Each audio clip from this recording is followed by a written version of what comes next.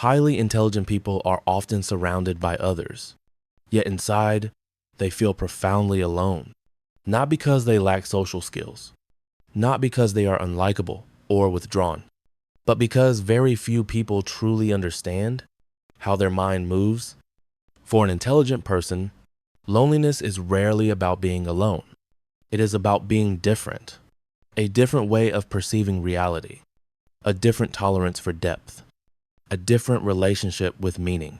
And over time, this difference becomes distance, even when the room is full.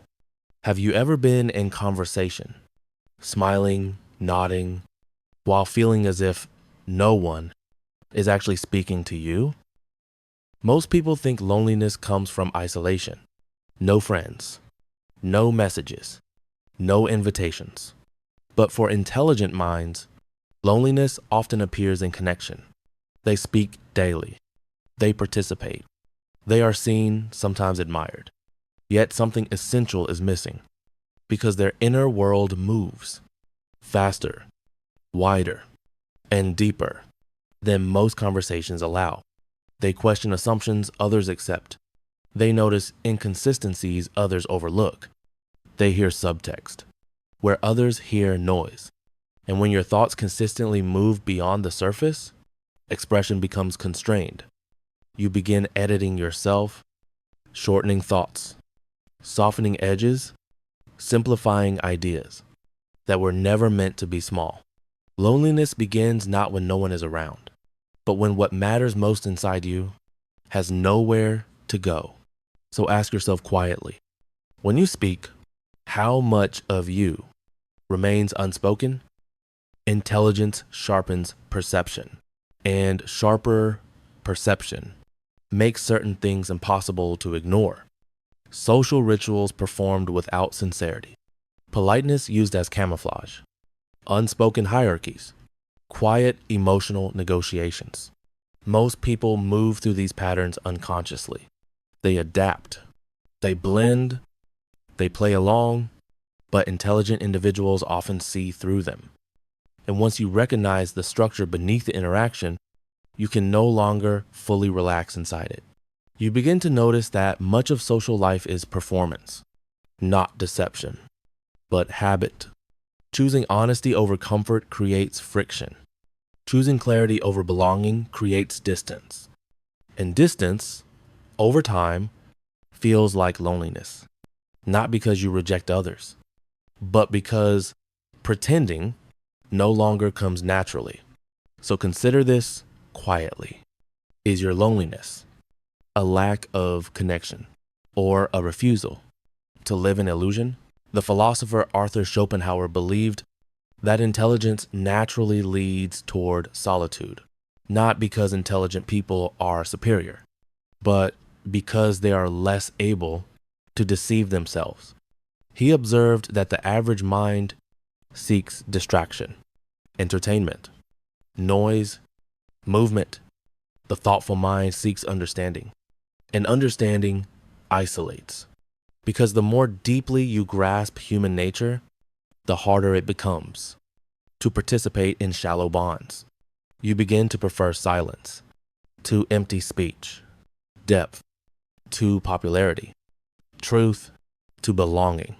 Schopenhauer did not describe this as a gift. He saw it as a weight, an unavoidable consequence of seeing clearly. So ask yourself, honestly, do you feel lonely or simply unwilling to trade depth for company? Intelligent people often struggle with connection, not because they lack empathy, but because they crave authenticity. Small talk feels draining. Conversations without direction feel heavy. Pretending interest feels dishonest. From the outside, this selectiveness can look like withdrawal, but internally, it is discernment. They would rather be alone than emotionally crowded, rather silent than inauthentic.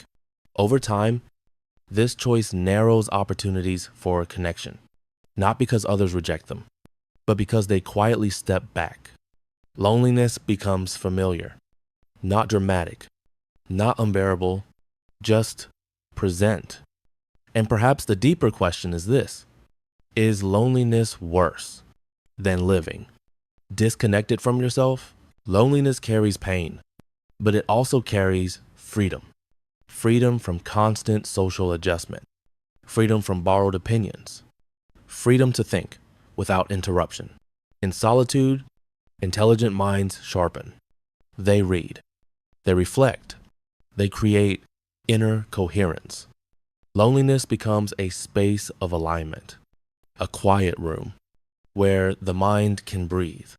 The suffering begins only when loneliness is misinterpreted as deficiency, when solitude is confused with rejection. But sometimes loneliness is not a sign that something is wrong. It is a sign that awareness has outpaced its environment. So ask yourself gently, are you lonely because you are lacking or because you are awake? Loneliness does not mean you are broken. Sometimes it means you see too clearly. It means your mind seeks meaning where others seek distraction.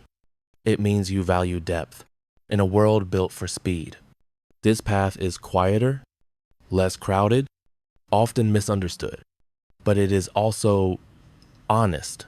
Intelligence does not promise happiness. It does not guarantee belonging, but it offers truth.